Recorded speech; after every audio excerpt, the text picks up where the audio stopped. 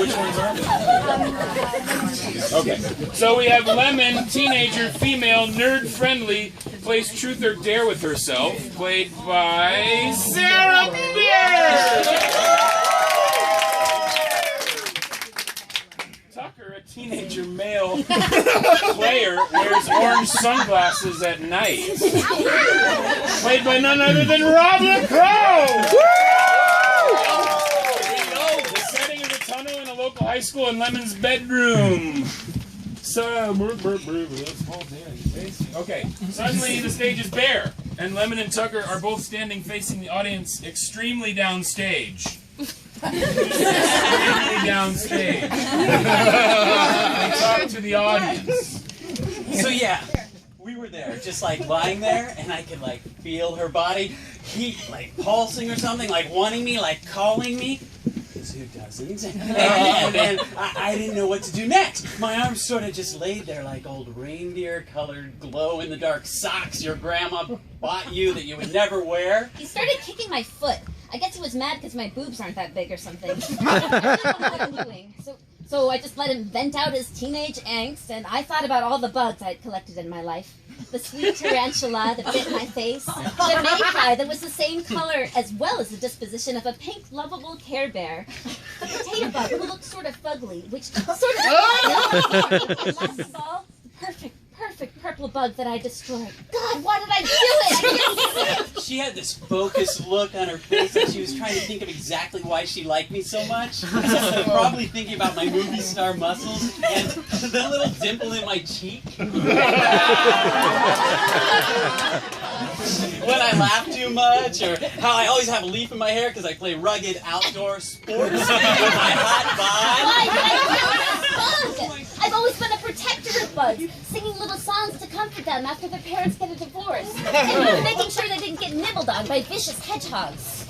Finally, after a while I could tell she was satisfied and was starting to like get really ready, like almost ready enough to handle the Tucker.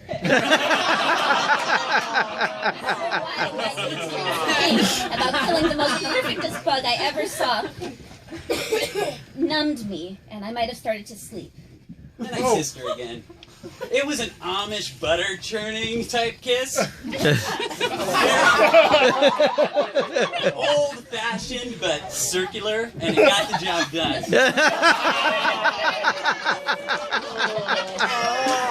She looked at me hard, like really looked at me. And it felt embarrassing, but good. Not like Mirabelle. Mirabelle just stared at my eyes because I do have crystal ball-worthy eyes. She stared at my eyes, but she didn't really look, I guess. Like my eyes were accessories that made her cooler, not really trying to see who I was. He froze with nerves when he put his hands on me and like, is this even right? Like, am I even meant to do this, or am I just meant to be the awkward girl who becomes the hero of 1.5-star rom-coms but never gets the guy in real life? Like, what is happening? Because I kind of want to switch channels on the TV. I ran my fingers through her hair. It did not feel like Mirabelle's. Mirabelle's felt like Twizzlers, twisted and stringy and perfect. My first ex-girlfriend's hair felt like Milky Way's. It was dirty blonde and white trash sexy. My second ex-girlfriend's hair felt like a gumball. It was hard and short. My third ex-girlfriend's hair felt like marzipan. It was light blonde, and she always made it look fancy. My fourth ex-girlfriend's hair felt like toffee. It was dyed blonde with brown roots and always sort of stuck to my hand. Lemon's hair felt like yellow gummy bear. Sweet, but not too sweet. And kind of juvenile, but perfect. And like not too sticky, and I wanted to keep my hands in it forever. God, I was stuck. I showered this morning morning, conveniently, so I felt my hair felt good. I probably shower once a month. Some people think that's weird or hobo-ish. I guess I just get busy with my bugs and stuff. And I use lemon-infused shampoo. She smelled like lemons. Really good lemons. Like the kind that aren't even that sour. Like the kind in your fantasy sequences that are like bananas but rounder. And just smell her hair. But I guess that seemed a bit 50-year-old internet pervert-like. I was scared. He didn't really say anything to me. I guess there was nothing to say. He took off my dress. It took a while, or at least it seemed like it took hours. I sort of got stuck. For some reason, she decided to put her dress above her head like a human puppet. It was kind of weird, but I guess she needed it. She needed it to get her in the mood. The dress started to chafe my skin. It wouldn't come off. I felt so trapped, like I was stuck in a fun house, but without the fun. I wanted to help me, but she was just watching, like I was some burlesque act that should have been free. He should just freaking leave. But at the same time, I didn't want him to. I wanted to feel his wide hands, and I knew he knew I wanted it, and that sort of made me want to die. But at the same time, you were both so desperate that it just changed the definition of desperate. We were making desperate sexy. I thought about Mirabelle for a second. I dreamed of this with her every night. But religion cock-blocked me. I love how Mirabelle would not know anything you need to know. But then she would know the answer to some random history question that really does not help your life at all, like what the Constitution is. I think Mirabelle would not have tried to seduce me with a puppet mating call. By now, my breath was getting shorter, and I knew that I could not last much longer. I really hoped, intensely hoped, that I would not die trying to commit the nasty with a guy who wouldn't even acknowledge me. Finally, after about 20 minutes, I decided that Native American tribal seduction should end, and I pulled the dress off her head. She seemed really happy, like she had won me over with her shaky, distressed hip movement. It felt so good. The air ambushed my body. I felt so new and fresh, like a guy who just got a sex change and was ready to face the world. Really ready to do it. Really, really do it. God, I hope I won't get pregnant and have a bad MTV show follow me around to see me fight with my baby daddy and yell at my mom for not letting me get drunk and hook up every night. I grabbed her in my arms and held her tight. This was really happening! Really! I kissed him hard, and I knew a new journey awaited me. An adult-flavored journey. It was time. I hope I didn't forget my inhaler. There definitely been enough foreplay, and we had 2 tickets to Sexland. Sexland. God, I can't wait. I am so ready. I want to ride every ride. Cotton candy and pink popcorn and go on the biggest, scariest, fattest roller coaster ride in the world and weigh myself on the free scales and say hi to the real live mermaid and win myself a fish so I can put it on the mantle. And then, in an instant, we were there. Sexland was everything I wanted it to be. I saw a girl who looked like Belle from Beauty and the Beast. She was breakdancing on buildings and... I saw a girl that looked like Cinderella, but she was pregnant and wouldn't stop smiling. So many rides in every shape and size of a roller coaster I've ever seen, and I don't know where to start. Just so many choices, and I'm only one guy. And I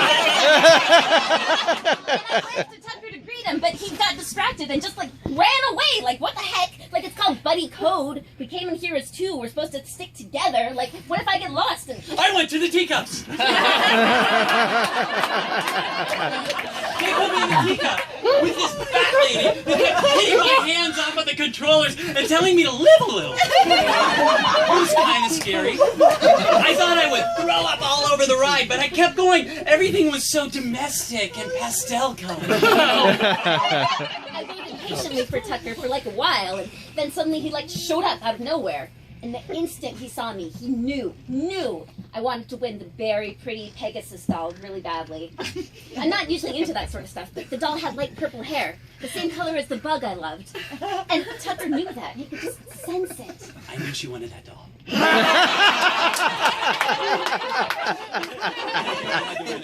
tried so hard, thrusting and throwing until I got it there, I got it. And she hugged me so hard. She knew I tried hard. Then I grabbed Tucker's hand and we knew where we needed to go. I really wanted to go into the fun house, but at the same time it sort of freaked me out. We were going in. But like as soon as we got in, the mirror suddenly started turning into white fire. I was not ready to die. I don't want to be James Dean, even though I do have the potential to be. I'm beautiful. I have never been so scared, and I tried to lick the fire, but Tucker held me back because he realized I was probably stupid. The fire went away, and the mirrors activated, and my body got all big and slow, and then female. I didn't really like it. I wanted the normal hot Calvin Klein guy with the incredible lady skills. I wanted it back. No one wants to see what they would look like as a dwarf, or older, or fatter. You just sort of thank God for being hot. I was just having so much fun, and then suddenly I looked down at my body, and everything started changing. We left the fun house, and suddenly, wow, Lemon, wow, she looked so good. She was wearing a dress made out of popcorn and bras, and she looked so like beautiful. And then she took off the dress, and I was right, her boobs were pineapple upside down cakes. I ate the cake and it tasted amazing, better than chocolate double fudge cakes. Vanilla butter frosting, ho-hos, Twizzlers, Twinkies, cinnamon buns, chocolate little candy canes, and whipped cream. And for the first time I saw Tucker. With him, everything is gorgeous. Life became slow motion, and he was my Humphrey Bogart, and I was his Lauren Bacall, but with a less sexy voice. He touched my chest, and for some reason, Tucker was right. He really was. My boobs had become pineapple upside-down cakes. They were yellow and fern and sweet and had thick vanilla icing spread out. He took out a fork and started carefully eating. I just sort of smiled at him. I was hungry too, but his body was not edible. It was strong and frozen like a Michelangelo sculpture. I started licking it, but it was too cold and my tongue got stuck.